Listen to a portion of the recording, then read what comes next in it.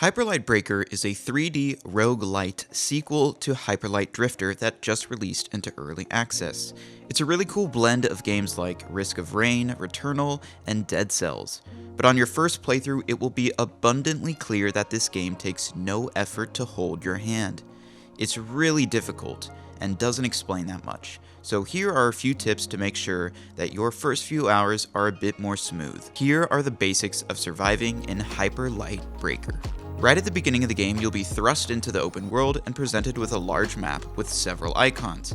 There's a lot to discover, a lot to collect, but don't worry yourself too much about doing super well on your first few runs. Hyperlight Breaker is a roguelite, which means that some of the items and progress you make in each run will stay with you past your death. In fact, the entire map will not reset for 4 deaths.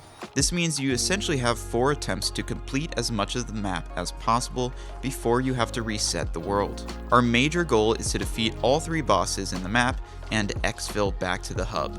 These bosses are called crowns. To unlock each crown, we need to collect a certain amount of prisms located around the overworld.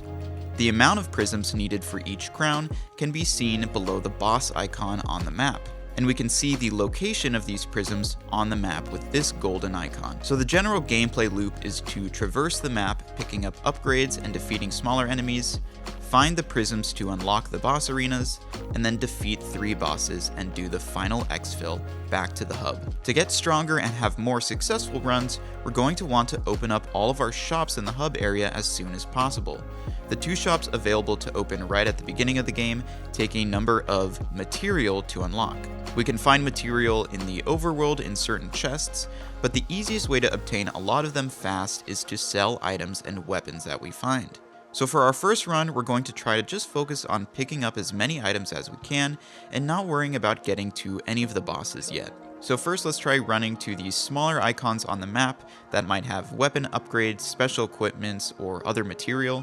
And don't forget to smash as many boxes as you can and loot random chests and caches that you find in the world. You'll also want to be picking up as many of these energy flowers as you see on the map, as these give you medi gems, which will help us create medi kits, which is the only way to heal yourself other than parrying, but we'll get to that in a second. To traverse the map quickly, here are some helpful tips. Set waypoint markers on the map so you can more easily find the areas of loot or material you're looking for. Use the hoverboard to fly across the map quickly, and don't forget that you can jump while on the hoverboard, and you can fly across water as long as you're using the hoverboard before you hit the water.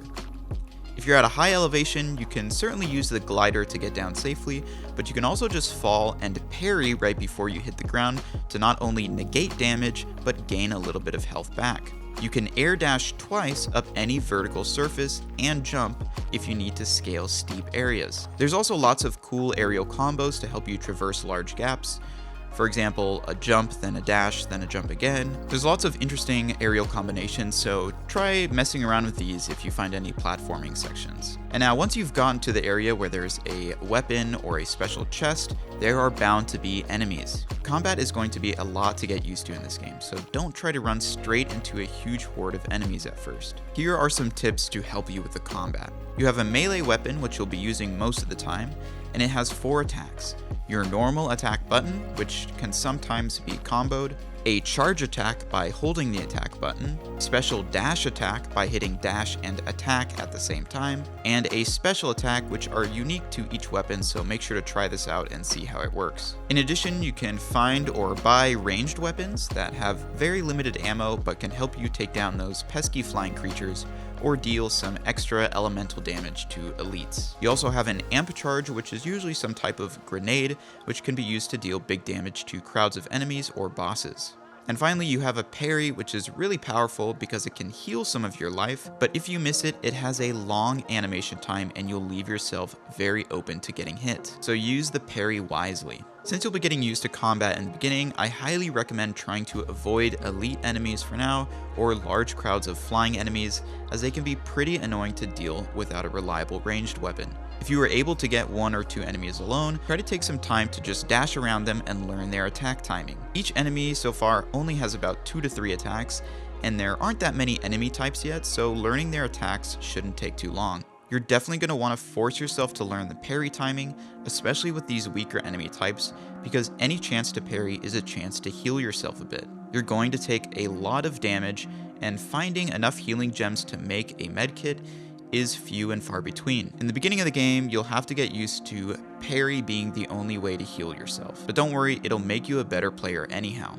Several bosses have almost undodgeable attacks that must be parried, so you can't survive by just dashing around the whole time. If you don't have ranged weapons for flying enemies, just jump, dash, and attack mid-air. Anytime you hit a flying enemy in the air, they'll fall close enough to the ground that you can continue your assault on them from the ground. Parry timing can be a bit awkward with how time slows a bit on each hit, so if you're unsure about parrying, just dash away instead. Since missing a parry leaves you in such a vulnerable state, you really only want to use it when you're absolutely sure you can pull it off. It works way better with smaller encounters, elite enemies, and bosses, rather than being in a horde of enemies that are all attacking at the same time. The thing to remember here is that regardless of whether you hit or miss the parry, the animation is long regardless, so the time before your character can dash or attack again is significant. Projectiles can also be parried if you have the timing right, so some of these slow-moving projectiles can be fodder for healing. And don't be afraid to abuse the dash as much as possible.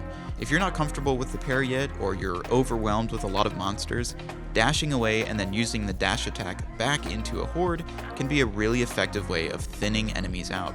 When entering a horde of enemies, make sure to take out any enemies that have ranged attacks as soon as possible. They're often really powerful, really hard to avoid, and much harder to parry than melee enemies. All enemies can also be staggered after receiving a lot of hits. Look for this especially with elite enemies. Once they're staggered, now is the time to use that special attack or strong attack. You can also perform an execution attack on enemies that are super low on health, that have this skull icon above them, by pressing your right bumper, but it honestly is much faster and much more effective to just attack them normally since they're already so low on health, but I recommend not really worrying about it unless you see it on an elite enemy. As you spend time in the world killing enemies and looking for loot, every so often this icon will appear, letting you know that the Abyss King will spawn more enemies near you and make the world more and more difficult. It's your job to gauge how long you can stay in the map before needing to leave. You can either exfil by starting the trial at this icon on the map, and if you slay all of the monsters, you'll escape with all of your loot intact. But more often than not, as you learn the game, you'll probably just die, and you'll lose some of the loot you've gained. But don't worry, we do keep a lot of our precious items no matter what, like bright blood, material, and cores. Each time you die, any equipment you have will lose one durability bar. If it only has one, or only has one left, then that item will be gone. But don't worry, there are plenty of good items out there, and soon enough you'll have plenty of money to buy whatever good items you want at the start of each run. For now, like I mentioned before, what's important is that we come back with as many items as possible. The better rarity, like blue, orange, or purple items, that means the more money and material we can sell it for. And if you have equipment that you may not need and it's on its last durability bar, instead of risking it going away on the next attempt, it's much more valuable to sell it for material and bright blood. With this method, in just a few runs, you can easily pay the material amount to open up the other two shops that will be essential to the rest of your survival. If you've gotten your shops open, you'll now have the ability to buy weapons, armor, and other buffs to aid you on your run even before you enter the map. You can also eventually upgrade the shopkeeper abilities using rations that you gain after completing runs. Right now, I'd recommend at least grabbing some armor and a better melee weapon before you start your next clean run. But now that we have some upgraded gear, it's time to look at taking on our first boss. Make sure to change your loadout to whatever gear you want, and then load into the map.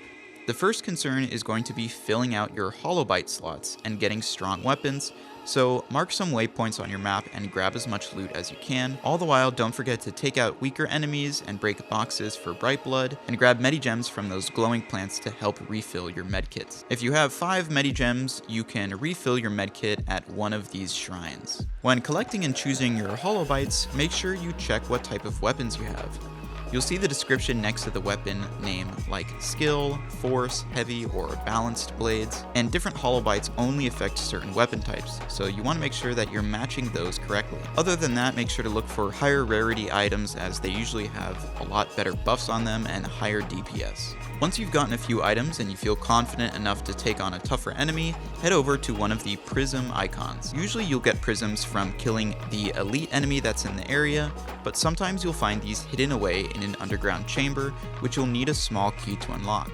And these small keys can be found randomly in loot boxes in the overworld. Or sometimes these prisms will just be sitting out in the open, usually on top of some light platforming challenge. Your first boss will usually unlock when you get 2 of these prisms, and you can head to their arena and activate the boss fight. Now these fights are pretty difficult, so I recommend that going into your first boss, you have at least a blue tier weapon, some armor, and hopefully 1 or 2 holobytes that increases your weapon damage in some way. As with any game like this, you're going to need to learn the boss moves to do well in the fight. So in the beginning, try dashing away as much as possible to learn most of their moveset. Since even the bosses in this game don't have that many moves, usually 3 to 4 moves, and then they'll gain an additional 1 or 2 moves once you lower their health. Be sure to watch out for any attacks that glow red, since these are super powerful and you won't have any dash invincibility, so if you're not far away, you need to parry it. Knowing how to parry a few basic boss attacks is going to be essential to survival here,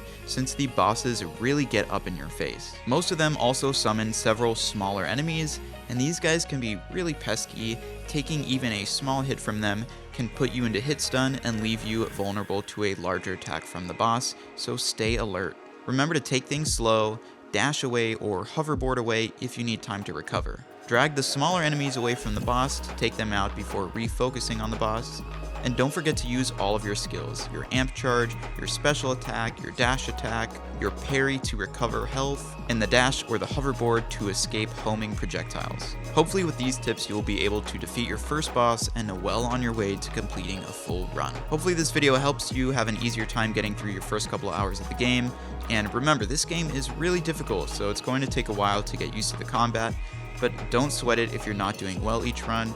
As long as you're trying to collect items and materials, you're going to save enough of those items to purchase more permanent upgrades from the shops that will help you in the future. So no one run is truly a waste as long as you're collecting things. Anyways, let me know in the comments if you have any tips or tricks that you found useful in your first playthrough of the game. Consider subscribing or leaving a like, and I'll see you on the next one.